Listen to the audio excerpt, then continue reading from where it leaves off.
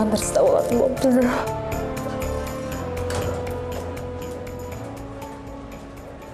Сіздер қайда бара жатсыздар?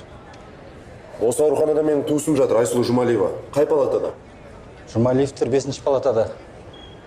Бірақ сіздерге кіруге болмайды ол жаққа. Неге болмайды? Өйткені бұл балалар бөлімі. Халатпен жүру керек. Енді берсеңізші халатыңызды. Жүріңіздер, берем. Біз палатаға бара берейік, сіз халат әкеп беріңіз бізге. Кешіріңіз, бізде тәртіп түзім қатал. Не халатпен жүресіз, не мен сіздер шығарып жүрем. Қайда енді халатыңыз? Жүріңіз, берем.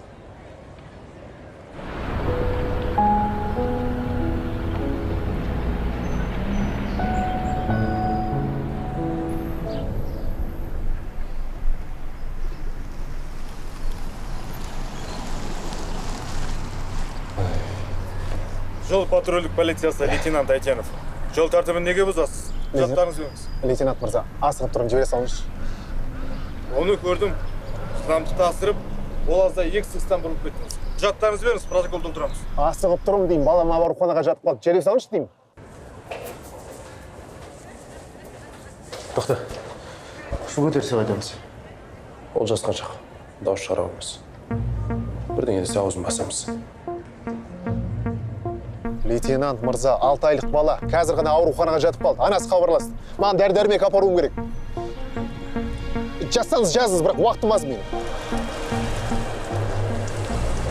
Жарайды. Бара бер. Мен де қызым ауруханаға жатқанда өзімді қоярға жер таппаған. Бірақ жол тәртібін бұзбай жүріңіз. Рахмет, бауырым. Мен де әкем, балаңыз терезек жазып берсін. Жолыңыз болсын.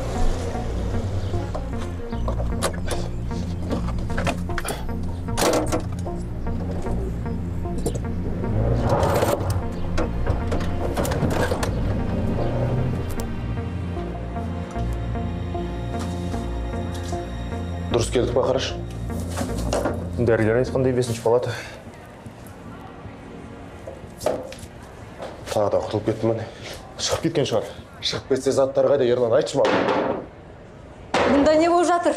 Сіздер кімсіздер? Не болып жатқанын сіз түсіндіріңізші маған. Айсұлу қайда? Айқайламаңыз, ауруханада екеніңізді ұмытпаңыз. Ешкім айғайлап тұрған жоқ сізге. Аурухана емес мына жер. Арсен, кешіріңіз. Сіздер емделушілеріңіздің қайда екендігін білмейсіздер. Іздеңіздер. Айлық не үшін алып жүрсіз? Енді айттым. Мына оңбағанда біз тауып алды. Қазір.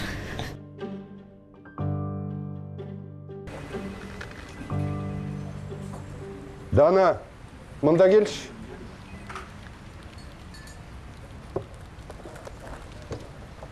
Я Қайрат Жаныбекова.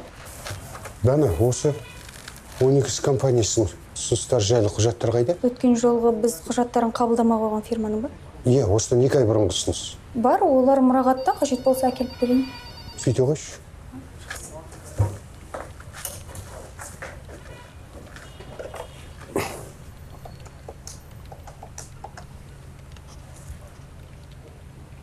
Зүлфия Ғафизқызы, сіз әлі жұмыстасыз ба? Жақсы болды ғой. Талқылайтын бір мәселе бар еді. Жоқ, мен өзім келемін сіздерге. Жақсы. Тағы бірдеңе қажет пе, Қайрат Жаныбекұлы? Жоқ, Дана, көп рахмет. Айтпақшы, егер біреу осы құжаттарды сұрайтын болса, бірден маған хабарла. Келістік. Жақсы, Қайрат Жаныбекұлы.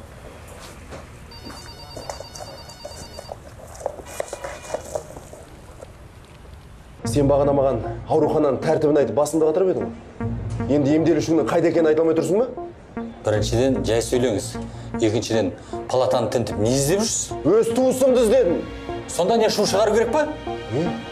Не деген кеп тұрмын? Ашыланбай, дұрыстап сөйлесейік. Сіз Айсұлуды соңғы рет қашан көрдіңіз, соны айтыңызшы. Мен жаңа ғана оны баласымен бірге ем қабылдауға апарғам. Айтпақшы, ол далаға серуенге шыққысы келген. Дәрігердің рұқсатынсыз далаға шығуға болмайтынын айтты. Әне, баланы алып шығып кеткен шығар далаға. Өз киім-кешегін арқалап ба? Сендер не, мен ақымақ санайсыңдар ма? Тоқтасыз! Не істеп жатырсыз? Әсел, полиция шақыр. Тық қойдың ба? Жібер! Айт деймін. Полицияның қажеті жоқ. Айсұлу қайда? Біз қазір кетеміз. Осыдан табысының өлтірем, ұқтың ба? Арсен!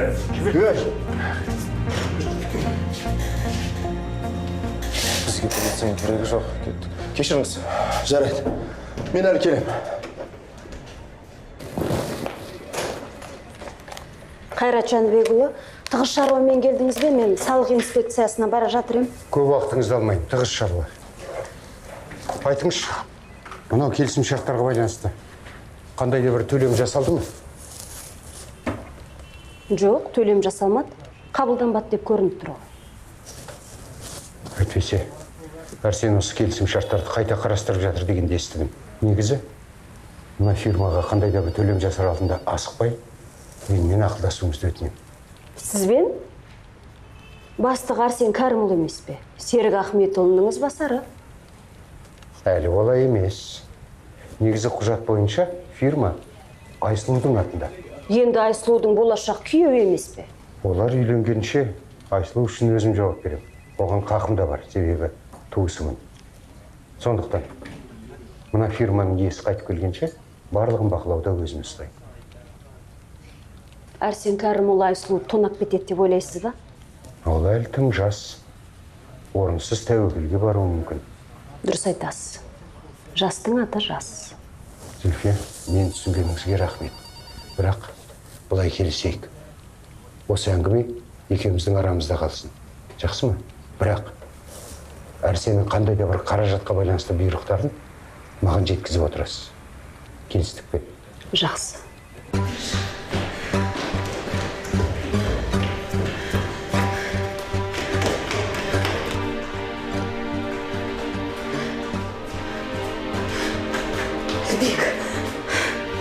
Алло, Әлбек келдің бе?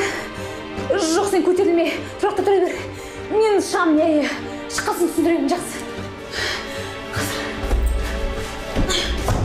Сайттан алғыр.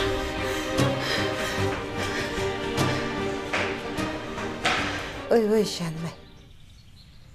Қолым енді жеткенде жанымда аман қалдыр.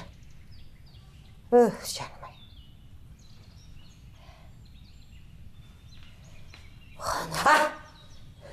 Қалай болдыңыз? Қалай болып жүрді? Денемнен пойыз жүріп өткендей. Бүкіл денем ауырып жатыр. Қайтесіз енді? Шыдайсыз. Әйтпесе пайдасы болмайды. Қышқан басылды ма? Басылған сияқты. Әне, көрдіңіз бе? Ал сіз ішкіңіз келмеді. Әй, ана емшің сиқыршы сияқты. Иә, дәл солай. Мені көрмей жатып, аллергиямды емдеді. Ханым, білесіз бе? Бір ішкеннен пайдасы болмайды. Бүкіл курсын ішіп бітіру керек. Әйтпесе аллергияңыз қайтадан басталып кетеді. Мен саған пайдасын айтпаймын. Кері әсерін айтып жатырмын. Қайдағы кері әсер? Ойбай. Ана бөлмеден шыға алмай қалдым. Сонда түнейтін сияқтымын ғой. Қайтесіз енді? Тазалап бітіру керек қой. Мен барып тағы дәрі қайнатып алып келейін. Жоқ, болмайды. Неге? Қазір тіске басар бірдеңке әкел. Шегім үзіліп кетер. Оны кеш жем. Ханым, сізге сондай жаным ашып тұр. Қазір алып келейін.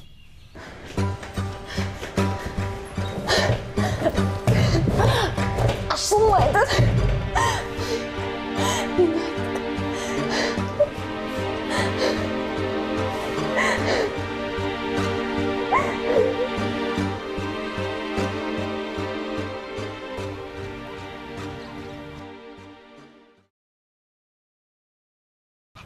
Меруерт,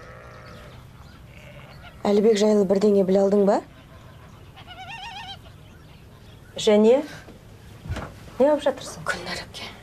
Отыр, сөйлесейік. Бәрін білдірдің ғой. Есің дұрыс па өзіңнің? Мен тек өз махаббатымды қорғадым. Бақытың үшін күрестім. Өзіңіз айттыңыз ғой. Мен саған келіп қақпаға балшық жақ, құрбыларымды үйге жібер деп үйреттім бе? Әлгі жексұрын ұяттан әбден безген. Сонда мен не істеуім керек? Ол емес ұяттан безген, мына сен.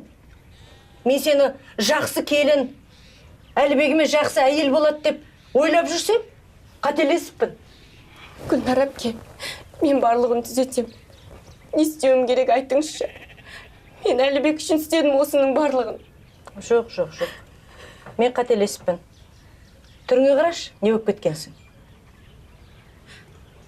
Қазір бетімді жоқ, шашым тарап келейін. Жоқ. Мәселе шашты емес. Ендігі әрі Айсұлудан аулақ жүретін бол. Ал Әлібек кімге үйленеді, оны өзі шешеді. Ақылы бар азамат.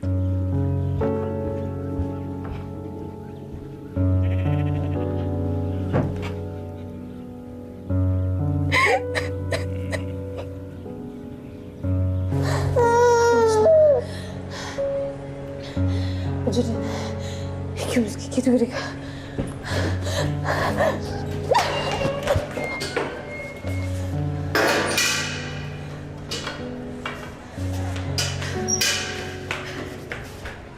Әй, қайда барасыз?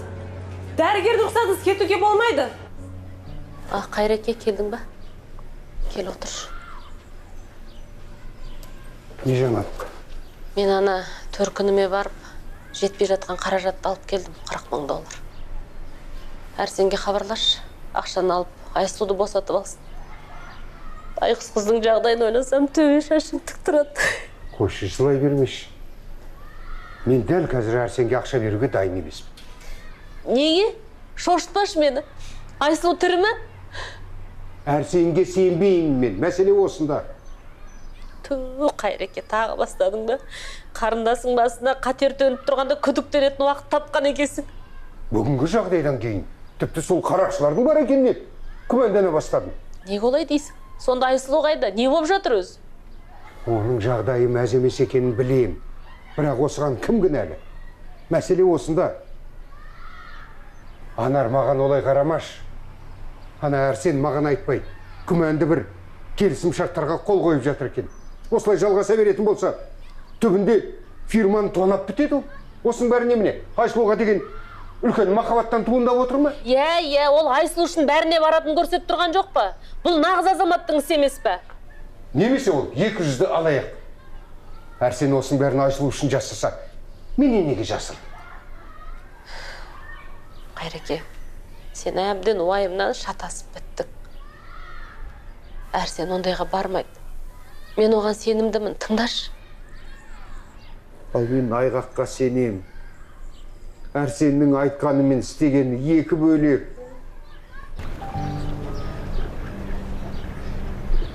Ол өзі қашып кете алмайды. Оған біреу көмектескен. Мен де солай ойлаймын. Білсейші енді кімнің көмектескен. Айтпақшы, маған ана бала керек емес. Сонда тапқан кезде баланың көзін тұтатың ба? Жарайды.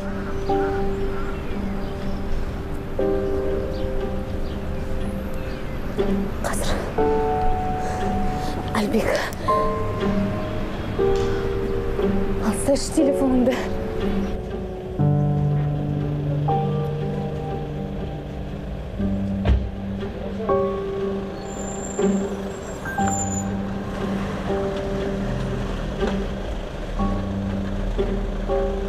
Дәрігердің кабинетінде Айсұлудың баласының карточкасы болған. Сен шу көтермегенде мекен жайын біліп алушы едің. Осы сен араласпай-ақ қойсаң жақсы болар еді. Ақыл үйретпеш маған. Одан шоны тезірек тап. Қалай қашып кеткен әлі таң қалам. Былай тұршы. Көзіне қара. Не? Көзіне қара деймін. Әрсен, жағдайды ушықтырмай отыршы көлікке.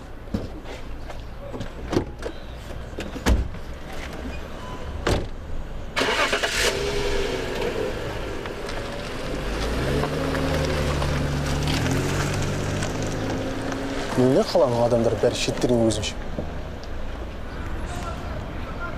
Әлбек! Не болып қалды? Бұл жерден тезірек кетейікші. Қайда? Үйге жолдан бір жерге соғымыз керек. Қалған сосын түсіндірем.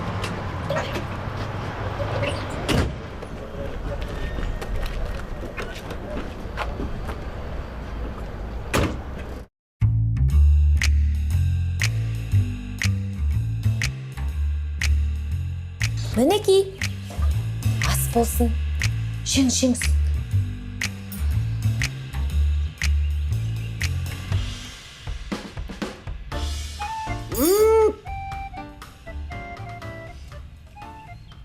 Не тамақ мынау? Дәм тұзы жоқ. Тұз бен қант сізге жеуге мүлдем болмайды. Бұл да емнің бір түрі. Әйтпесе қайтадан ауырасыз. Жеңіс.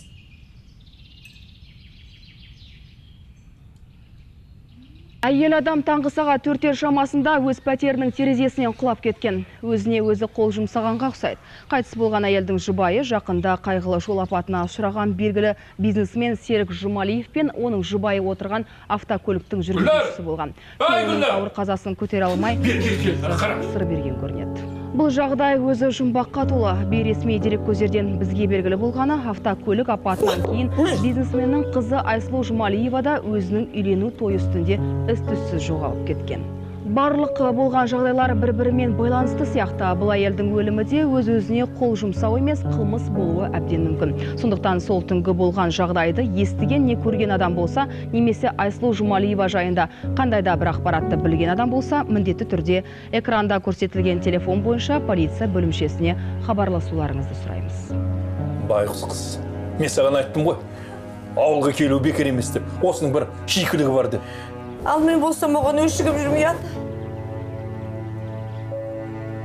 Біз оған көмектесуіміз керек. Қалай ойлайсың, оған қауіптену мүмкін бе? Я, солай сияқты. Мүмкін полицияға хабар береміз. Қой. Айсұлудың өзінен сұрайық. Зиянымыз тиіп кетпесін. Мәсті.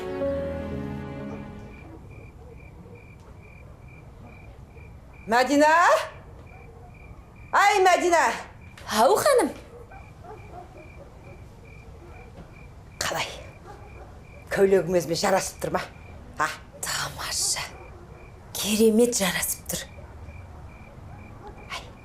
Сен менен бір өзгеріс байқамайсың ба? Ей, мен 10 жылға жасарып кеттім ғой. Шынымен ақ, ханым. Менің мына симай қалған көйлектерімнің бәрі қазір өзіме кең боқпаған.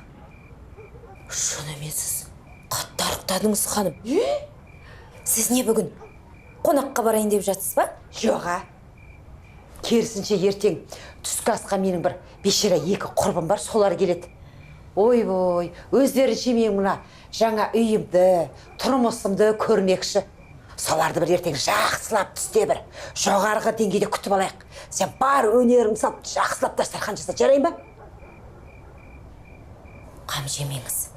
Біздің үйде бәрі жоғары деңгейде өткізіледі. Бар, жүгір бар.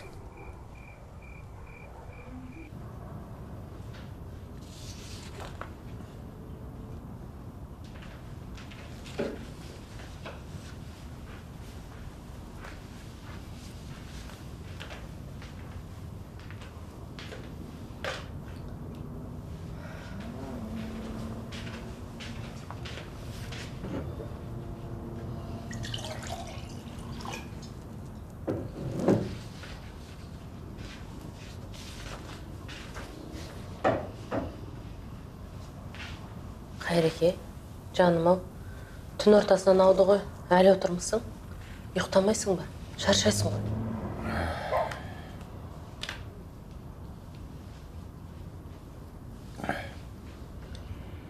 Фирманың құжаттарын қайта-қайта тексеріп жатырмын. Әрсен ақша ұрлай алмау үшін оның алдын алу керек. Сен сонда расымен де Әрсеннен күдіктенесің ба? Ана, шолпан жайлы жаңалықты бірге көрдік қой. Көрдік. Терезеден секіріп кеткеніне сенбеймін мен оны. Бірақ жаңалықтан енді өзі секірді деді ғой. Басқаша болуы да мүмкін деп айтты ғой. Осы жағдайлардың бір-бірімен байланысы барын ішім сезеді. Енді оған Әрсеннің қатысы қанша? Кімге тиімді екенін тап деп бекер айтылмаған. Одан да зорғысына барама деп қорқам.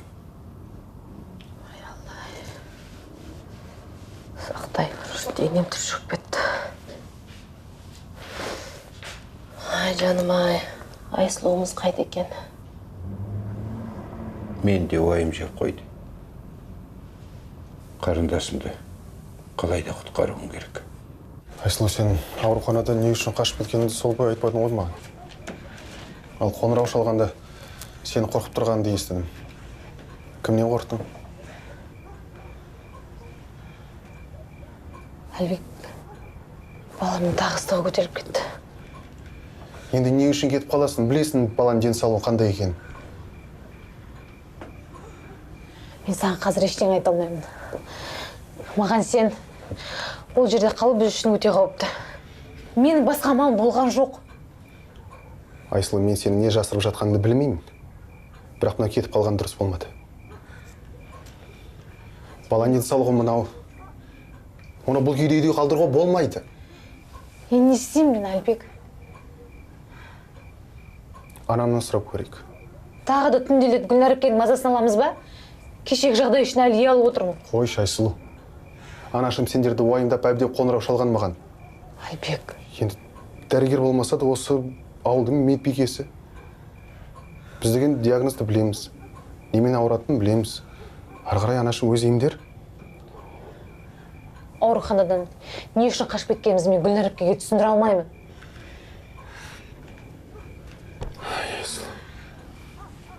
Маған ештеңені түсіндірудің қажеті жоқ. Гүлнар әпке.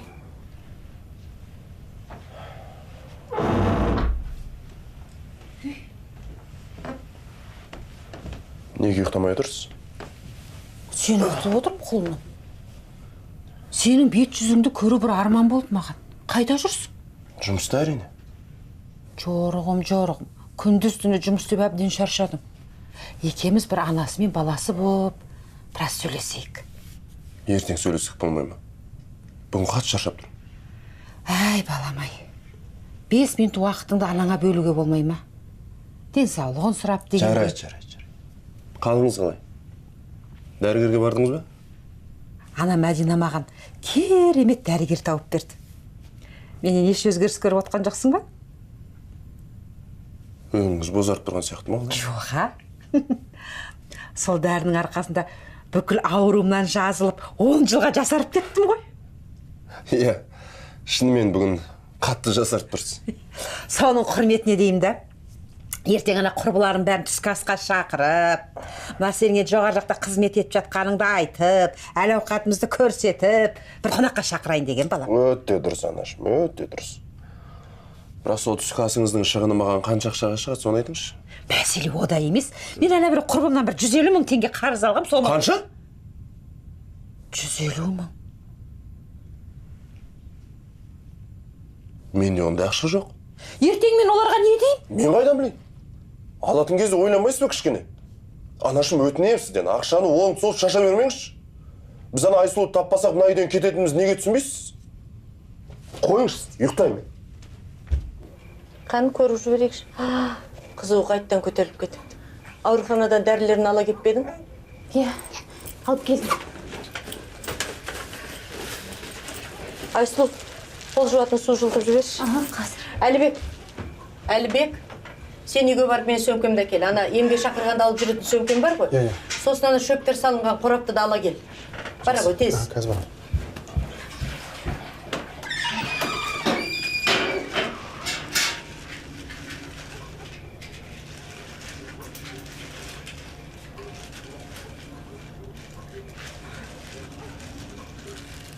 Гүлнар әпке, енді мен не істеймін? Мен бірінші өзім емес баламның денсаулығын ойлауым керек еді. Ақымақ басым. Ай, сабыр ет, қызым. Диагнозы белгілі, ары қарай өзім емдеймін. Ең бастысы, сендер үшін қауіпсіз жер осы ауыл. Алда қандай жағдай болады? Белгісіз. Гүлнар әпке, сіз не туралы айтып тұрсыз? Мұрат екеуміз теледидардан, жаңалықтардан көрдік. Саған қазір айт деп ештеңе сұрамайын. Айтатын кезіңді айтарсың. Біз ылғи қасыңдамыз. Рахмет. Жалғыз өзіме. Бұның бәрі қиын. Сен енді жалғыз емессің, қызым. Біз қасыңдамыз. Байқұсым-ай, әбден қиналдың. Қазір. Әкеле ғой сөмкені. Енді үйге бара берсең болады. Сен осында бола тұрайын, тағы бір көмек керек болып қалар, Жоқ, үйге бар. Үйге бар да ұйықта, таңертең жұмысың бар. Айсұлу, не болды жаңағы су? Тезірек қимылдай аласың ба? Иә, қазір. Меруерт, тоқта. Неге мені күтпей кеттің? Саған бола жұмыстан қалар жайым жоқ. Ей, не болды? Көңіл күйің жоқ қой. Ұйқың қанбай қалды ғой дейме? Кеше бірдеңе біле алдың ба? Ештеңе білген жоқпын. Кеше ойсызда сенің кесірінен Гүлнар апайдан сөз естідім. Әбден ұят болды. Иә, кеше ол кісі де маған айғайлап кетті. Әлбекке дұрыс әйел бола алмайсың дейді. Білмеймін, табанасы өзгеріп шыға келді, өзім де түсінбей жүрмін. Өзгеріп шыға келген мына сенсің, Жәния. Есіңді жи. Менің айтқан сөзім тыңдамасаң да, Гүлнар апайдың күйін алсаңшы. Жарайды. Мен ештеңе бүлдірмеймін, жүрші. Көрші-көшемен барайықшы. Айналып барамыз ба? Жұмыстан кешігеміз ғой. Мен Әлбек үйге келді ма жоқ па, соны білуім керек. Саған дауа жоқ екен. Өзің бар. Жаңа ғана айттым емес пе саған? Енді мен сенің ісіңе араласпаймын деп. Мін? Сен де өзгеріп шыға келдің. Гүлнармен бірге Айсұлуды жақтадың. Бар, соны құрбы қылып ал өзіме. Кіммен құрбы болам, болмаймын, оны өзім білем.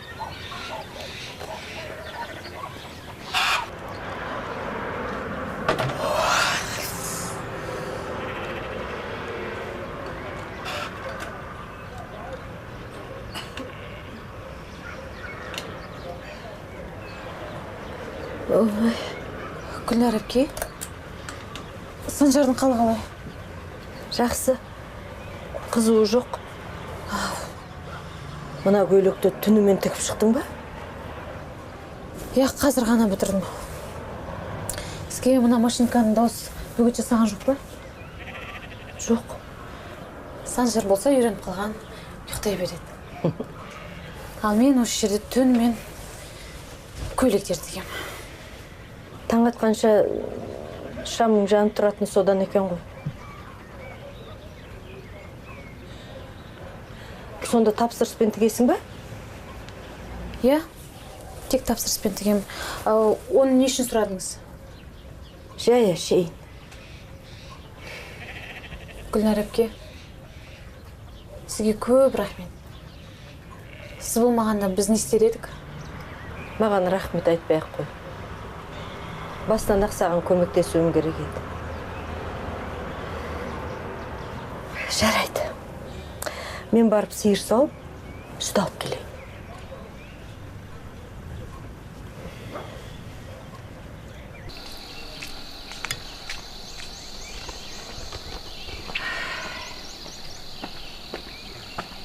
Қалайсың, балам?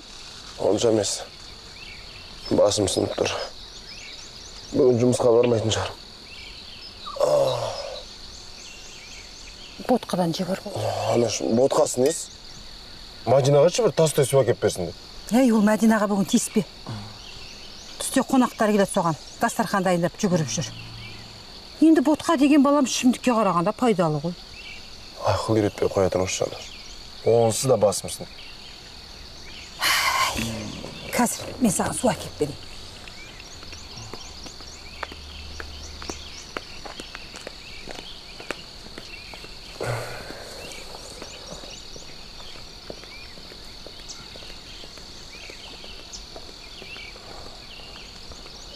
Алло, Ерлан. Таптым деш әйтеуір. Қайда? Қандай ау? Бол? Қазір шығам. Мен кеттім. Жұмысқа шақырып жатыр. Суыңызға рахмет. Ей, тамақта ішпедің ғой. Кейін. Айсұлу бәрін асыра сілтеп жіберді деп ойласам. Ол маған қиындықтары барын айтқан болатын. Сол жаңалықтарды көргеннен кейін анаң бәрін түсінді. Жетіскеннен бұл ауылға келмегеніне көз жетті. Содан ғой көмектесіп жүрген. Анашым келді. Әлібек айтып бердің бе бәрін? Иә, айттым. Балаң жағдай қалай? Жақсы. Санжар тәуір болып келеді. Қазір мына сүтті апарып берем. Сосын сол жақта көмектесіп бала қарасам. Ана Айсұлу түніменен көйлек тікті ғой. Ол сізге айтты ма жалпы не болғанын? Жоқ, айтқан жоқ. Мен де сұрамадым, сен де сұрама, балам. Қажет болған кезде өзі айтады. Жарай ма? Жарайды. Ақылдым ғой, ақылды.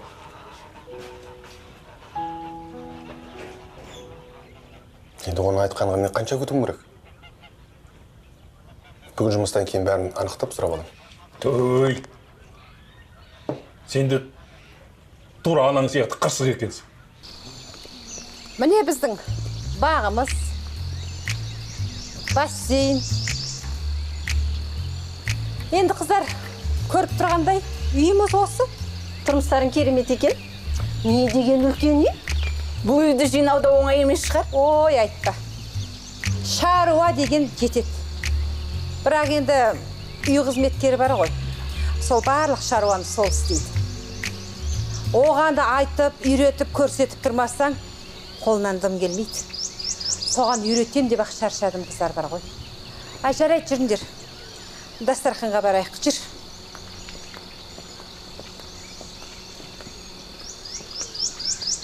Ой.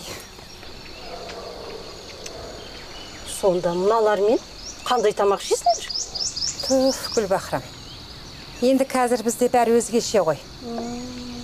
Дәрежемізге сай болуымыз керек. Тамақтарың қайда? Сізден алып келу керек пе? Жаңа айттым ғой. Үй қызметшісіне бәрін айтып тұрмаса ұмытып кетеді. Қазір. Мәдина! Ай, Мәдина!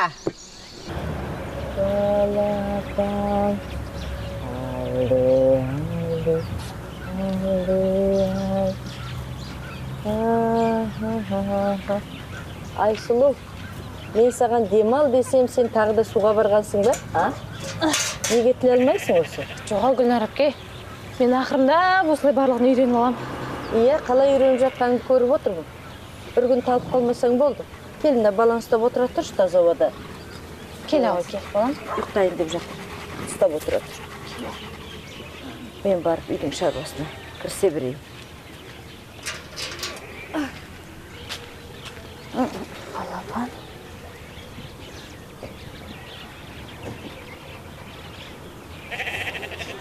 Айсұлу, қалдарың қалай? Балаң қалай болды? Дүкенге келмей кеттіңдер ғой. Балам ауырып қалды, бара алмай жүрміз. Азық-түлік керек пе? Айт, бірдеңе керек болса әкеп берейін. Жоқ, рахмет, барлығы бар. Сізден бір нәрсе сұрайын деп едім. Өткен жолғы қызына көйлек тіктірген Майра апайдың үйі қайда екенін білесіз ба? Көйлегі кесіліп қалған кісі. Білем, бірдеңе айтайын ба? Көрсеңіз айта салыңыз, үйге келе салсын. Мен барып едім, балам ауырып бара алмай жүрмін. Бір шұғыл шаруам бар. Жақсы, айтайын. Балаң жақсы болып кетсін. Дүкенге кеп тұрыңдар.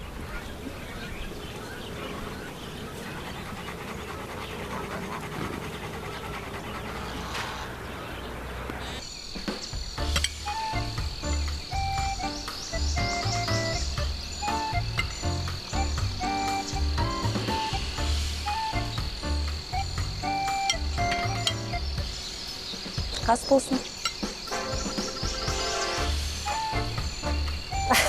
Ай, қыздар, сендер тамақтан жеп ішіп отырыңдар. Мен келесі тамақты барып көріп келейін ас үйден, жарай ма? Иә. Қазір.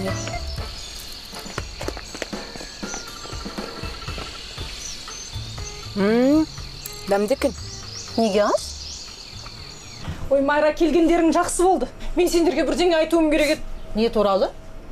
Ана тігінші Айсұлу бар емес пе? Сол келіп кетулеріңді өтініп еді. Өткендегі бүлдірген матасының ақшасын қайтарғысы келіп отырған ғой.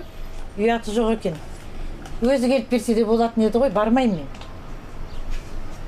Оған баласы ауырып қапты. Барам деген? Бәрібір бармаймын. Кінәлі екен, өзі келсін. Анашым, бара салайықшы. Мен сол кей жаңа көйлек киген жоқпын. Барсақ барып шығайық.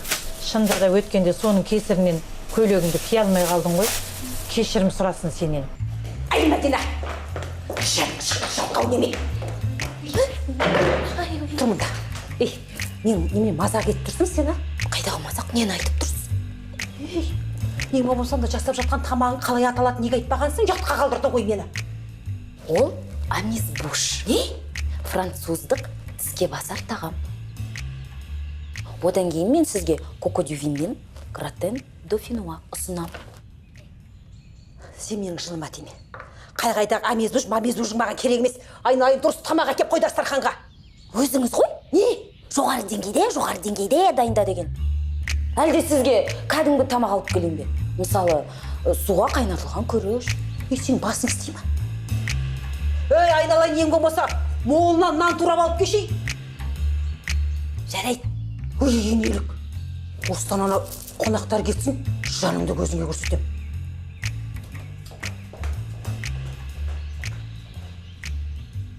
Сіз мен әлі десертке не беретінді білмейсіз ғой?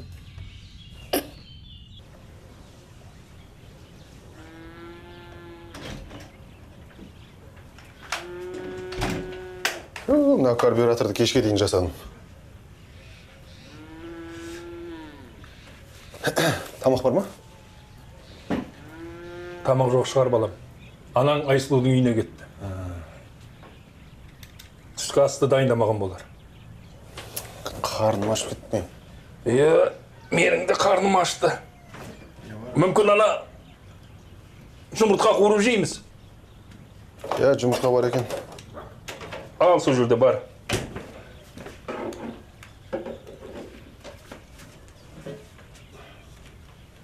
Май қай жерде?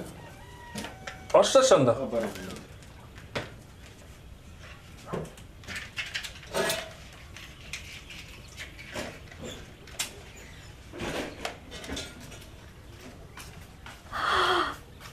Ой, балам-ай. Кешіріңдерші, мен қолым тимей кетті. Енді ауру баланы қалай тастап кетем? Мен дәріге келдім. Әуре болма бәйбіше. Қарнымызды өзіміз тойғызып аламыз. Сен ана балаға қара. Иә, мен кеттім. Иә, жақсы. Анашым танымай жүрме әке. Қатты өзгеріп кетті. Анаңның көзі ашылды. Сондықтан мүмкіндігіңді жіберіп алма.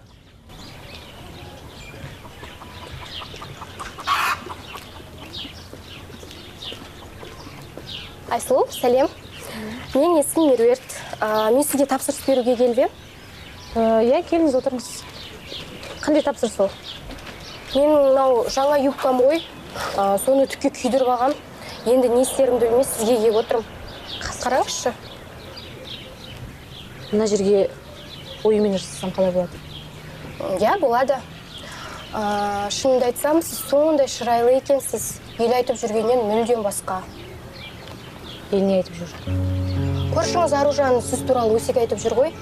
Күйеуі Ғабитқа тиісті дей ме, тағысын тағы. Енді Ғабиттің қандай екенін бәрі біледі ғой. Қандай жағдай болса да, мен сіздің жағыңыздамын. Иә, Ғабиттің қандай екенін барлығы біледі. Саған рахмет. Егер де шын айтатын болсам, мына юбканы мен сылтауратып сізге ескертейін деп келгем. Және де сіз туралы өсек айтып жүр. Бұдан бұлай абай болыңызшы. Жетпеген сол еді. Шаруам басымнан ашып жатқан кезде. Меруерт, сіз маған ренжімеңіз. Мен сіздің юбкаңызды киіндіріп кетіп берейін. Мен балам ауырып жатыр. Жарайды, жақсы. Жақсы.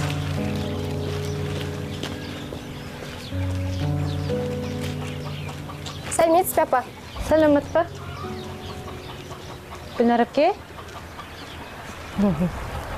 Қалайсыңдар? Жақсы. Не үшін келіпті?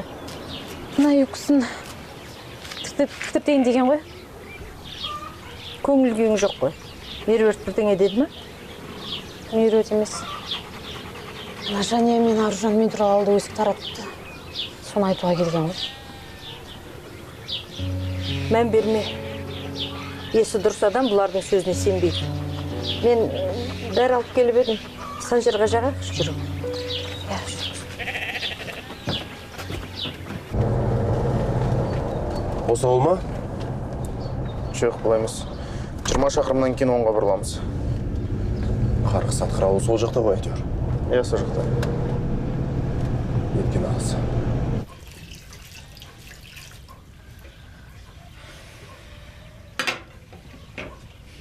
Гүлнар әпке, сізге көп рахмет. Сіздің арқаңызда ыдыстарымды да жуып үлгердім. Санжар болса қайта жылап мазаны алып жұмыс жасатпайды. Бала ауырған соң мазасызданады ғой. Саған демалу керек. Былай істейікші. Мен Санжарды алып үйге бара берейін, сен жарты сағат болса да жатып демалып ал. Жоқ, рахмет. Сіздің де шаруаларыңыз басыңыздан ашып жатқан шығар. Мен әлі шаршаған жоқпын. Тілімді ал да, демалып ал. Санжарды уайымдама, мен өзім қарайым. Жарайды. Мен ыдыстарымды реттестіріп, сосын демалып аламын. Иә, біз кеттік. Опа!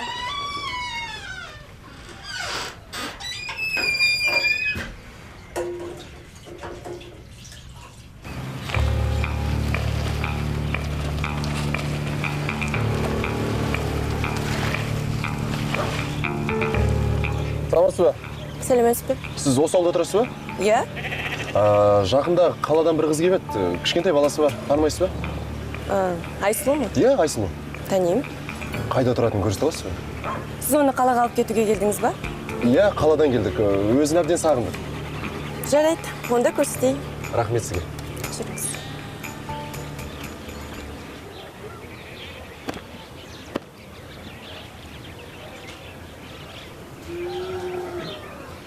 Сәлем, Айсұлу. Сәлем. Саған кедергі жасаған жоқпын ба? Жоқ. Апам Санжарды оятасың деп үйден қуып жіберді. Гүлнар әпке айтқан тыңдамай көр. Көрсетсін саған сосын. Не ғой, Айсұлу? Сен жайлы жаңалықтардан не айтса да, қиындықтардың бары рас. Кім саған сонша қастық жасаған? Шынды айтшы. Мен саған көмектескім келіп тұр. Әлбек, қойшы. Сенбейсің бе маған? Мәселе ода емес. Сен маған бәрібір көмектесе алмайсың. Оған сенің шамаңда жетпейді. Әрине. Мен ауылдың қарапайым ақымақ жігітімін ғой. Қолымнан түк келмейді. Әлбек, мен саған олай айтқан жоқпын. Бұрмалай бермейші. Менің сен сияқты жоғары білімім де жоқ. Бірақ менің ақылым бар. Жарайды, өзім білші.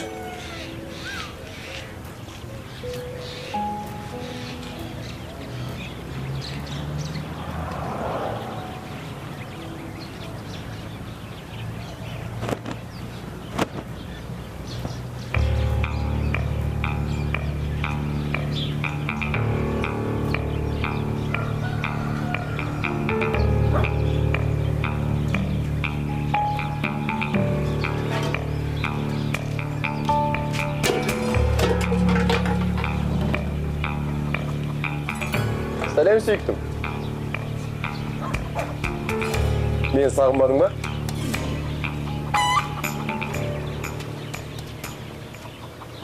Мұңды мұхит, арпалыс пен сынаққа толы, бұл өмірдің қиын жолы, мұхитты мұңға толтырды. Бітпестей бұл өмір сынағы, жауқазынды сынады.